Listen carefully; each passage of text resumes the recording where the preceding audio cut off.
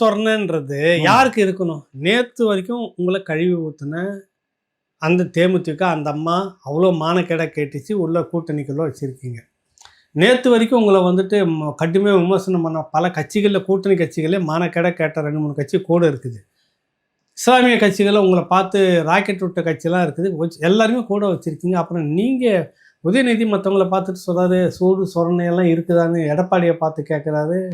காலில் விழுந்துட்டு சும்மா இல்லாமல் எடப்பாடியை கிளப்பி ஃபோட்டோலாம் காட்டி, அது மட்டும் இல்லை, அவர் காலில் விழுந்தீங்க, ஊர்ந்து போனீங்க, இதெல்லாம் சொல்ல போக அவர் என்ன பண்ணிட்டாரு, பால் டாயில் கீல் டாயில்னு அவர் ஆரம்பிச்சார். தேவையாது. ஆமாம், இல்லை நம்ம பரம்பரையாக நம்ம இந்த ரொம்ப தன்மானமுள்ள பேச்சுகள் நமக்கு உண்டு அந்த கட்சியில். அனந்த நாயகியை பார்த்து சட்டமன்றத்தில் திராவிட நாடு எங்கன்னு கேட்டதுக்கு நாடாவது பாருன்னு சொன்னதில்ல.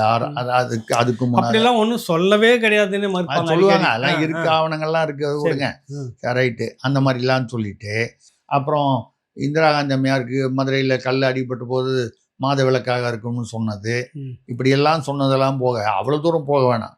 இப்போ உள்ள முதல்வரே 2011 என்ன அவங்க அப்பா என்ன சொன்னார், நேருவும் சீமாவோ பண்டாரநாயகம் அவரோ மனைவி இழந்தவர், இவரோ கணவரை இழந்தவர், தம்பி உனக்கா தெரியாது. ஆமா, 1 மணி நேரம் இருவரும் என்ன பேசினார்கள் என்ன செய்தார்கள் என்று யாருக்கு தெரியும்?